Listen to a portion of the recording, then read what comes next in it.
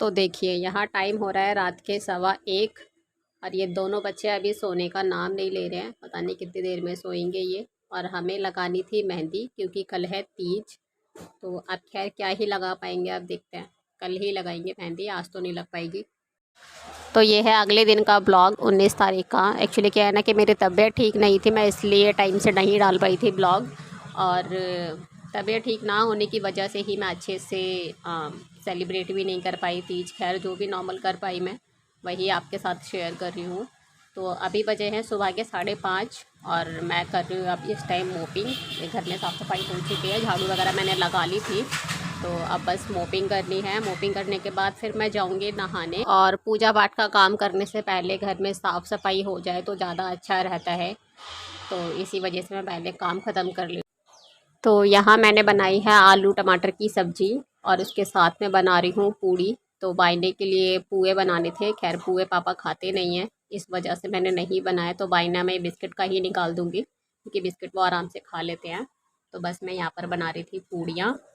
और ज़्यादा कुछ ख़ास नहीं बनता है, वो बाकी आपकी मर्ज़ी है कि आप क्या बनाना चाहो।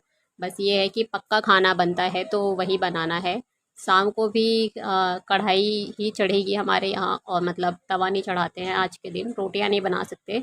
बाकी पक्का खाना खाया जाएगा सुबह भी और शाम को भी।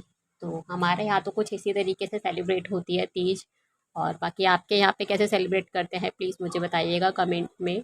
और हाँ, अगर मेरा आपको ब्लॉग पसंद आता है तो प्लीज़ मेरे वीडियो को लाइक भी कर दिया करें। उससे क्या होता है ना कि मुझे ही थोड़ा सा मोटिवेशन मिलता है और भी ब्लॉग बनाने का।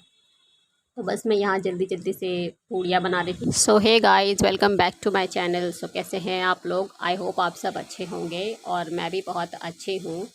तो बस इसी तरह से स्टार्ट किया था मैंने ब्लॉग और इस टाइम तक मेरा सारा काम टोटली हो चुका है, खाने पीने का भी और घर की साफ़ सफाई भी हो चुकी है। तो अभी बस मेरा क्या था ना कि बर्तन मांजने मुझे रह गए थे और अभी मैं तैयार नहीं हुई हूँ क्योंकि ना तैयार होने के बाद फिर मैं सब मतलब काम करती हूँ ना रसोई का। तो वही है कि गर्मी भी इतनी ज़्यादा हो रही है बाहर, जिसकी वजह से ना पूरा मेकअप वगैरह भी बेकार हो जाता है और फिर लगता ही नहीं है कि हम तैयार हुए हैं। तो मैंने सोचा कि पहले मैं काम ख़त्म कर लेती हूँ सारा, फिर उसके बाद मैं तैयार होंगी। तो बस अब मैं बर्तन मांज लेती हूँ, बर्तन मांजने के बाद जाऊँगी मैं फिर तैयार होने। तो यहाँ पर मैंने सारे बर्तन पहले सिंक में से धो धो के बाहर निकाल लिए थे।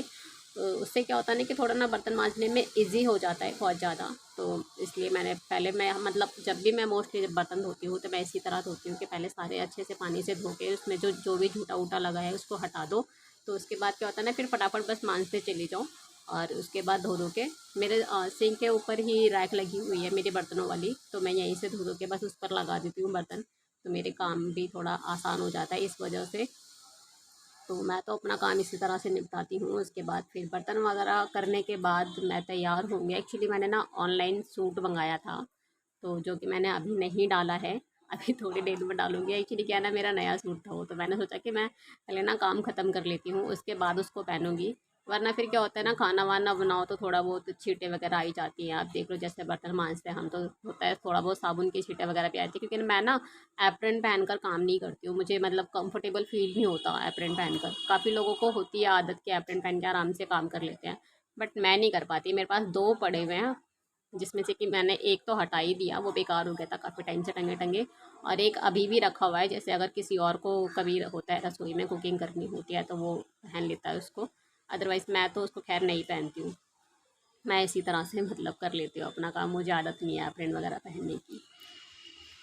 और क्या है ना कि थोड़ी मेरी तबीयत भी ठीक नहीं थी तो इस वजह से भी मेरा मन नहीं किया तैयार होने का। फिर मैंने सोचा कि चलो और ज़्यादा कुछ नहीं कर सकते, कहीं बाहर नहीं जा सकती हूँ तो एटलीस्ट घर में तैयार ही हो जाती हूँ। वरना अगर मतलब तैयार नहीं होती हूँ ना तो कुछ ऐसा लगता है कि जैसे हमने कोई त्यौहार सेलिब्रेट किया ही नहीं है। तो मैंने सोचा चलो ठीक है बाहर, क्योंकि बाहर ना वैसे भी बारिश हो रही है तो कहीं जाने का भी मन नहीं है और ऊपर से तबीयत भी ठीक नहीं है। तो मैंने सोचा चलो कोई बात नहीं, बस अपना घर में ही नॉर्मल तैयार हो जाते हैं और वैसे ही वीडियो वगैरह रिकॉर्ड कर लेंगे। और क्या था ना अभी मुझे मेहंदी भी लगानी थी क्योंकि काफ़ी टाइम हो गया था, काफ़ी टाइम से मैंने मेहंदी नहीं लगाई थी। तो अब थोड़ा सा ये है ना कि बहाना भी था मेरे पास कि भाई तीज है तो चलो थोड़ा सा लगा लेते हैं मेहंदी। तो बस इसलिए अभी बस मेरा काम ख़त्म हो जाएगा उसके बाद फिर मुझे तक्ष को नहलाना है। उसके बाद दक्ष का काम फ्री करके फिर मैं लगाऊंगी मेहंदी। और कुछ ऐसी ख़ास मेहंदी तो लगानी मुझे आती है नहीं, बस जितनी भी नॉर्मल हो पाती है मेरे से। मतलब यही है कि मैं सीधे हाथ से अपने उल्टे हाथ पर तो मेहंदी लगा लेती हूँ और मेरा सीधा हाथ हमेशा ही खाली रह जाता है। तो इस बार मैंने सोचा है कि रक्षाबंधन पे मैं देखती हूँ अगर एक हाथ पे बाहर से लगवा पाऊँ तो, क्योंकि मुझे ना बाहर की मेहंदी बिल्कुल भी पसंद नहीं आती है। वो लोग अच्छे से नहीं लगाते हैं। मतलब मुझे पसंद है कि थोड़ी बारीक करके मेहंदी लगाओ ना, वो डिज़ाइन मुझे ज़्यादा पसंद आता है। मगर जो बाहर लगाते हैं वो बस ऐसे ही काम चलाऊ लगा देते हैं, मोटी मोटी मेहंदी, और फिर पैसे भी वेस्ट जाते हैं और लगवाना भी मुझे अच्छा नहीं लगता है। फिर मैं सोचती हूँ कि इससे अच्छा तो मैं घर पे ही लगा लेती, इसलिए मैं जल्दी से नहीं लगवाती हूँ। लेकिन खैर इस बार थोड़ा सा मन है कि दोनों हाथों में मेहंदी लगवाऊँ। तो देखती हूँ रक्षाबंधन पे अगर मैंने मेहंदी लगवाई बाहर से तो आप लोगों के साथ ज़रूर शेयर करूँगी। तो बस आपसे बातें करते करते मेरा काम भी यहाँ पर ऑलमोस्ट ख़त्म होने वाला है। ये देखिए मैं बर्तन धो धो के और बस डायरेक्ट रैक पर लगाती जा रही हूँ। तो मुझे ना ज़्यादा देर नहीं पड़ती है कि भाई पहले बर्तन धो धो के एक जगह रख लो या किसी टोकरी में रख लो, फिर उसमें से पानी निकल जाए उसके बाद लगाओ। क्योंकि मेरी जो सिंक एरिया है उसके ऊपर ही रैक लगी हुई है बर्तनों वाली, तो उसमें से पानी जितना गिरना होता है वो सिंक में ही गिर जाता है। बस मुझे बड़े बर्तन हैं वो धो के साइड में रखने पड़ते हैं, क्योंकि बड़े बर्तनों के लिए मैंने अलग से एक स्लैब लगाई हुई है। आपने मेरी वीडियो में देखा भी होगा कि मैं बड़े बर्तनों को अलग रखती हूँ। तो बस वही मुझे साइड में धो के रखने होते हैं, जैसे कुकर वगैरह, कढ़ाई, फ्राई पैन हो गया, इन चीज़ों को मैं अलग रखती हूँ। बाकी जो छोटे मोटे बर्तन हैं वो तो मेरे आराम से रैक पर ही आ जाते हैं। तो बस यहीं पे इस टाइम पे ही मेरे छोटे बर्तनों का काम तो ऑलमोस्ट ख़त्म ही हो जाता है समझो।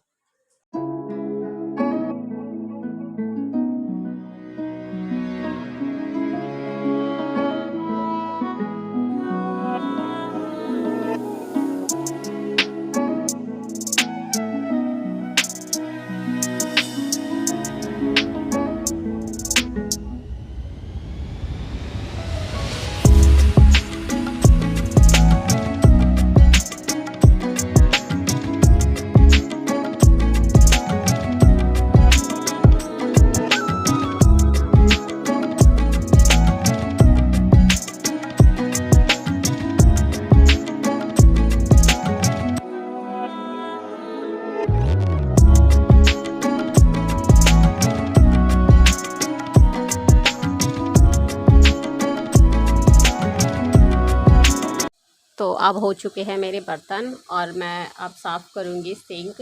तो मैंने यह अलग से स्पंज रख रखा है सिंक साफ़ करने के लिए। मैं जब भी बर्तन धोकर हटती हूँ तो मैं सिंक ज़रूर साफ़ करती हूँ। ये ना मेरी हैबिट में शामिल हो चुका है, और अगर आप भी करते हैं तो इसको ऐसी तरह से अपने हैबिट में डालें, क्योंकि ये छोटे मोटे जो काम होते हैं ना, हम छोटे मोटे आलस के चक्कर में इसको छोड़ देते हैं। तो बाद में क्या होता है ना कि ये बहुत ज़्यादा मैसी सा दिखाई देता है। तो ज़रूर से अगर आपके अंदर ऐसी आदत है कि आप बर्तन मांजने के बाद सिंक को नहीं साफ़ करते हैं तो इसको चेंज कर दीजिए, क्योंकि ये आपके बहुत काम आने वाला है।